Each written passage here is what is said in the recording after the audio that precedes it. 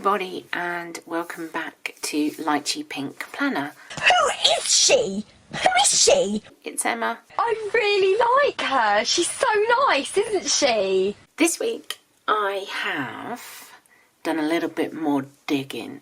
I've got my investigator's cap on and I've been doing a little bit more digging into some history around Harrods, connected to Joan, and of course I've done a little bit of shopping. We've got a little bit of a haul going on here. And I've had my nails done. Look! I opted for the design, what they call it, the baby boomers, which is just basically pink ombre into white. And I love them. So, shout out to Kim at Elegant Nails who did my nails. Thank you. Anyway, moving on to this gorgeous haul that you see in front of you. Now, this part is going to be slightly typewriter heavy.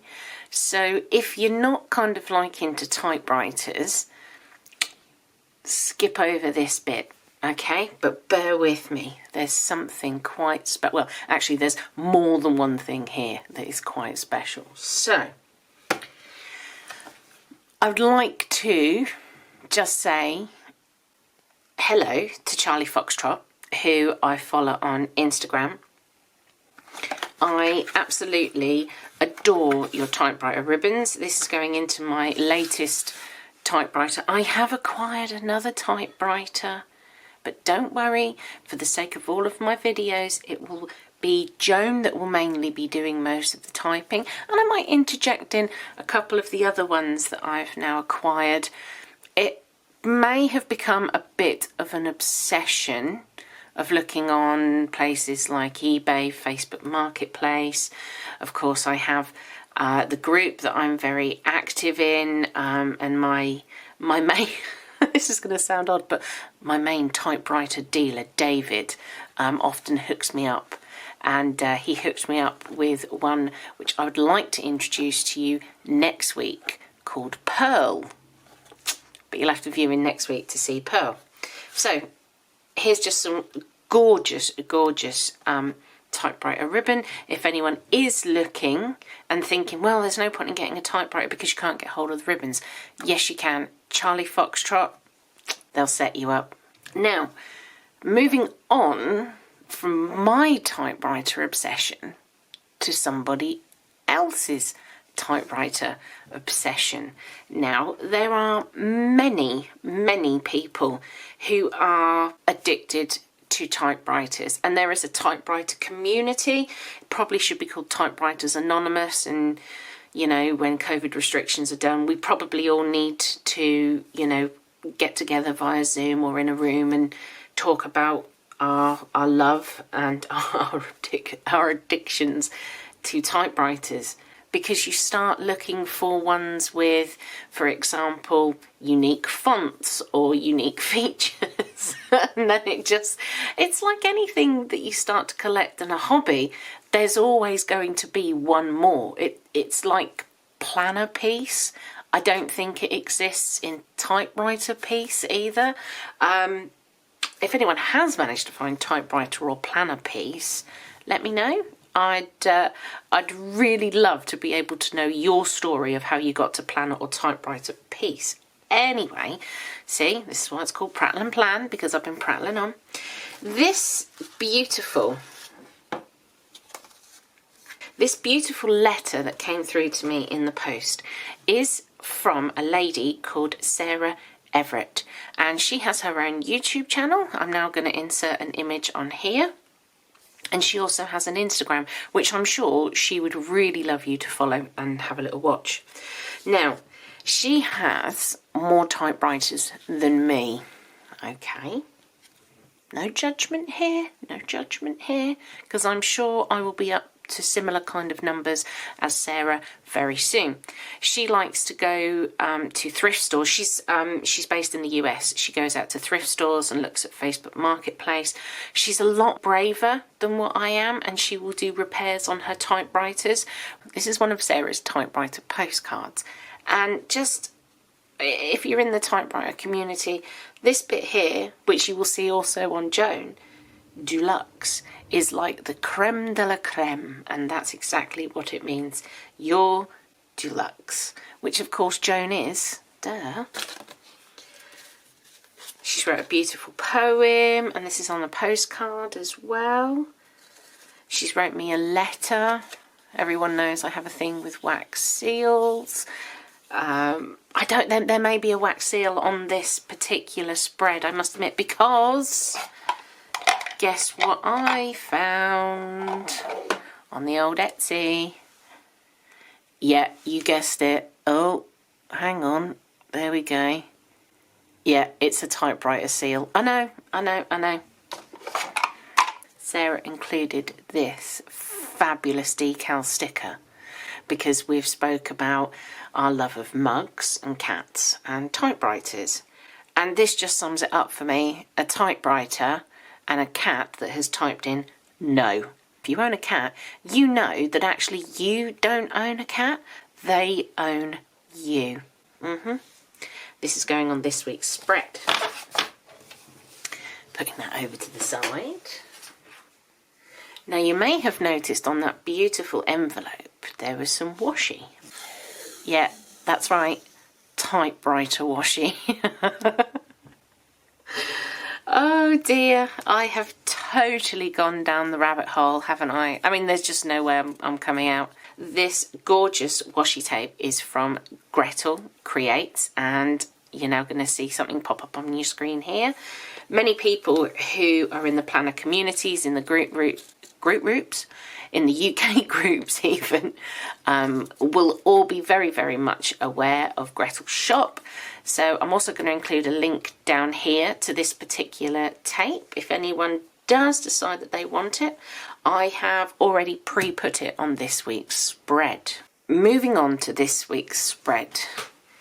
This is something that is very, very, I actually don't have the words. It is beautiful. I feel flummoxed. When I received this spread, I was overcome with happiness. I felt so very honoured. I just want to say thank you for the support just for my little channel. And it is only a little channel, but lots of people have been sending me lots of positive feedback, and I really, really appreciate it. Now, I have a kit this week that I'm laying down for week commencing the 19th of April. We're at the 19th of April, people. Summer's coming. And this was sent to me by the amazing Grace. Amazing Grace. From Oodlemadoodles. Now, Grace has followed my, my obsession with typewriters, and like many of you, watched my video into the background of Joan, my main typewriter. And Grace has made this kit, and it's called Joan. I just don't know what to say. It's just so beautiful, and the detail that Grace has put into this as an ode to Joan, the lady who first brought the typewriter, and then to Joan, the typewriter itself, it's so heartwarming. And this is why I love the planner community and the typewriter community, and why I am such a believer in small business and empowering each other. When Grace watched the video, she saw the image of the address and the house that Joan lived in, and she's created this beautiful ode to Joan, very, very similar to her house. It's actually kind of like a shop front, and it looks similar to the house because obviously somebody owns that house. We can't recreate that person's house. That wouldn't be fair. There's obviously, you know, no facial images here that would be Joan, but this is Joan in this particular bit. And then we have this beautiful, beautiful image. Now I'm gonna, why bring the whole lot up, you great big numpty? Now, I don't know how close I can get into this. Oh, we're getting close. Can you read that? Look at that for detail. Dear Joan, the 5th of February, 1955, the day that Joan brought Joan from Harrods. I mean, oh, no words, just no words at all. Now, this kit is going to be released. It's going to be released on the 18th of April, and it will be on the Oodlemadoodles website, which you will now see an image of up here. There will be a special code for this kit to get you 15% off. And the code is just simply, of course, Joan. And the kit will be easy to find on the website because the kit is called Joan. This will be available in all formats. If you need it in the mini dashboard, that will have to be done via a request. It will come in A5, it will come in Happy Planner vertical, it can be done in Happy Planner horizontal, but that will need to be a request as well. Now, as promised in the previous video, I contacted Harrods on April the 12th to ask for some information regarding Joan the typewriter, and I asked them if they had any information on the assistant that sold Joan the typewriter, and if there was any history they could give me about the particular department in which typewriters were sold. Now, I had a lovely lady called Sophie Denman from the Harrods archive department reply, and she was quick. She was really on it. She replied, I actually sent it on the 11th. I sent the email on the 11th. And then she replied to me by 10 o'clock the next morning and was able to give me some information. She did provide me with some information about the stationery department in which Joan would have been brought. So, as you remember from the previous video, the lady, Joan Cheesley, went to Harrods with her £50 that her uncle had gifted her, and she brought an Olympia SM3 portable in 1955 for £36.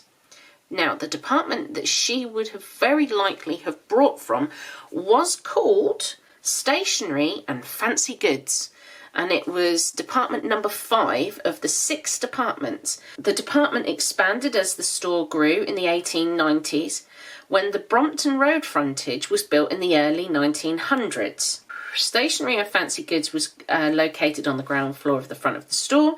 The department moved to the area which is now occupied by the Fine Jewellery department. After the Second World War, the department returned to the front of the store. In the 19th century into the first decade of the 20th century, products sold in store were grouped according to the material that they were made from. So, for example, in the ironmongery department, you would find pots, pans and other metalworks. In the turnery department, you would find wicker chairs and tables and other items made for wood. Until the 1930s, the stationery department followed this premise and sold anything made of paper. This not only included writing paper, greetings cards and playing cards, but also paper doilies, grease-proof paper, sheet music and even toilet paper. After the 1930s, the store took on a more recognisable way of selling products in more generalised departments such as homeware, furnitures, and the stationery department stopped selling things like doilies and greaseproof paper, sheet music and toilet paper after the 1930s. Now, this lady Sophie said, unfortunately, we don't have an image of the stationery department from 1955 when the typewriter was purchased. However, she did attach me an image of the stationery department from 1903. Now, the image that she sent me, she was not able to give me permission to share, because I did specifically ask, can I share this on my channel?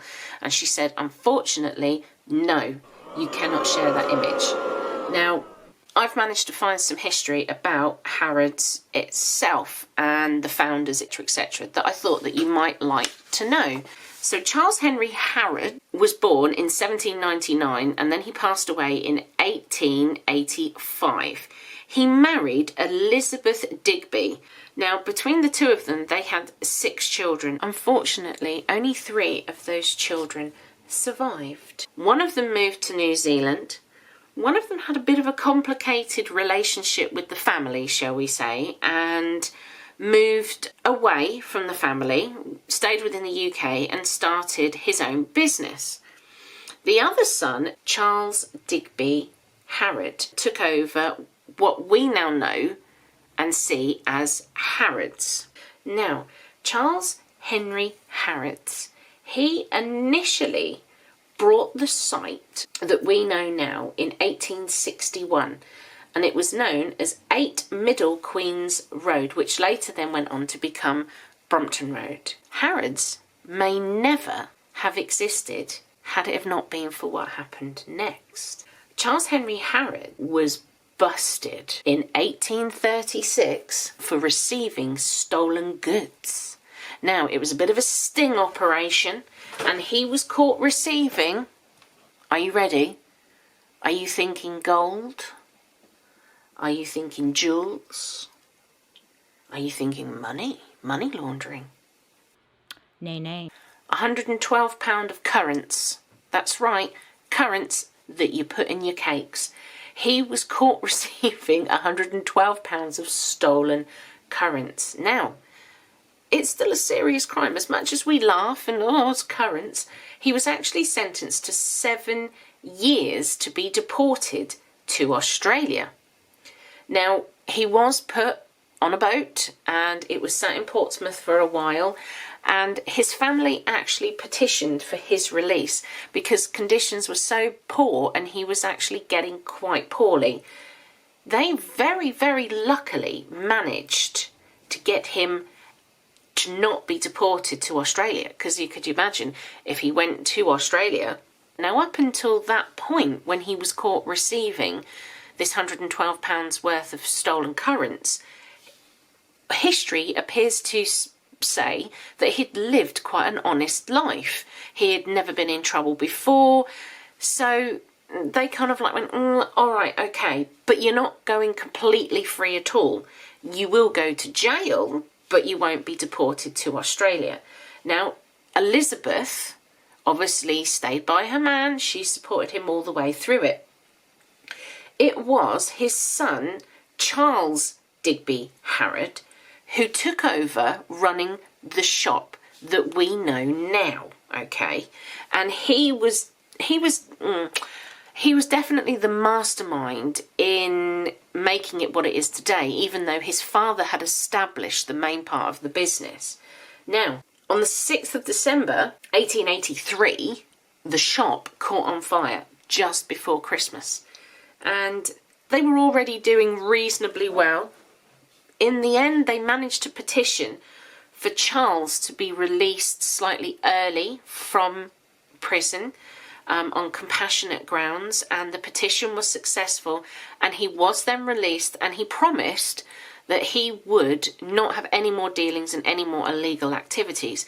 And he didn't. He kept to his word, and the business just flourished. As you can see, this is the original shop front. Now, we don't recognise this as Harrods that we have today. And the reason is because on the 6th of December 1883, this shop front here that you see caught on fire. And then they rebuilt it to the Harrods that we now know and recognise, that iconic front. And that was what we now know and love as Harrods. Now, from that little piece of information, I've also managed to find some images and a video of Harrods in 1955 when Joan Cheesley, or as she would have been known then as Joan Mann, would have seen it. This is absolutely fascinating. Hello, let's go shopping. Mr. H.C. Harrod's grocery shop at Knightsbridge. Recognize it? Well, that's over 100 years ago. You'll know it like this. Telegraphic address, Harrods, Everything, London. the most interesting and beautiful store in the whole of Britain and one of the most famous in the world. A busy store in a busy city, long established with its tradition of courtesy and service and right up to the minute in merchandise. Because actually, Charles Henry Harrods and Charles Digby Harrod, I need to get those two, they initially started off as tea merchants and grocers, and Harrods was actually very much known for its tea. Now this clip that I'm going to insert for you here is some footage from 1955 talking about tea in bags that we just all take for granted, and I found it absolutely fascinating. So I'm going to insert that here for you. This is genuine footage of the inside of Harrods in 1955, the same year that Joan Mann would have been in Harrods and would have been buying what you and I all know as Joan. From caviar to coffee, truffles to tea. Ah, yes, tea. This is how to make good tea. Just take 1 Tetri tea bag and drop it into the pot. Pour on the boiling water. On with the lid. And leave the tea to infuse. And I just found it amazing. I then did a little bit more searching, and I've managed to find some colourised images of Harrods and the direct area around Harrods in 1955 that I'm also going to insert for you now. I hope that you've liked that little bit of history. It is just a little bit of history, but I thought that it all tied in so beautifully. If at any point I manage to find out anything, I will do an update, absolutely. But for now, this is as good as I can get. We found out a bit of history about Harrods, we found a little bit of history about the typewriters, and now we've got to make this beautiful spread. Also, oh yeah, got myself a nice coaster, and I've got to be careful, I've got myself a cup with my channel name, and I would like to say that this is adult black tea with no sugar. No, it's not. It's Pepsi Max. I'm just not grown yet. So, on with the planning of this gorgeous spread of Joan. I will see you all on the other side when I start typing.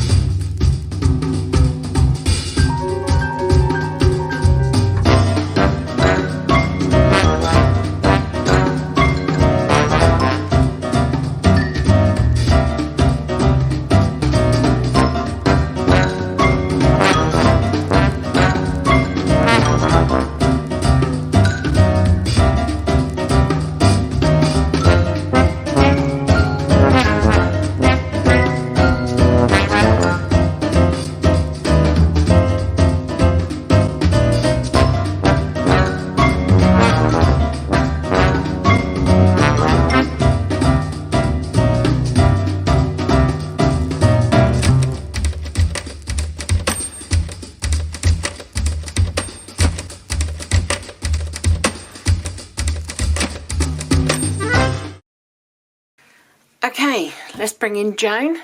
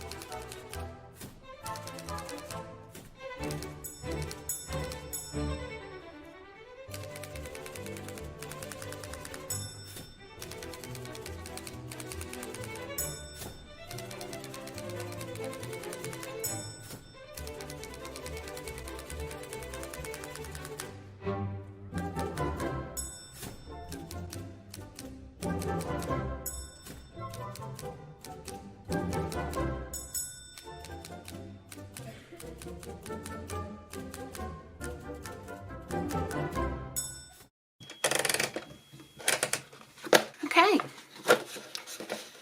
so I'm done. Made a few mistakes, wrote about some of the history of Harrods, updated my week. I hope you've enjoyed a little bit of the history of what I've managed to find out about Harrods, about the department, and of course about Charles, Elizabeth, and then Charles Jr. Don't really know what else to say. Oh no, I haven't finished. Piece de resistance. I learnt my lesson from last time. Now I really liked the look of the wax seal, but it didn't fit through Joan. So I've learnt what comes last after typing? Wax seal.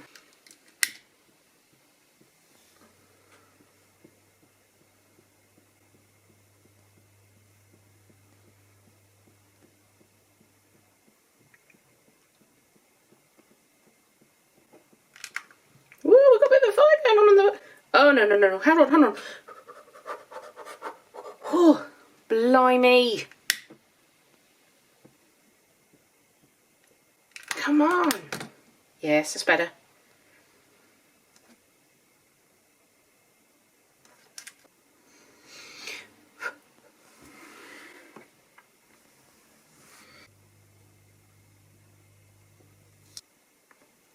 Doesn't want to come off. Oh, look. It's kind of burnt through a little bit. Oh, for the love of... Oh, no.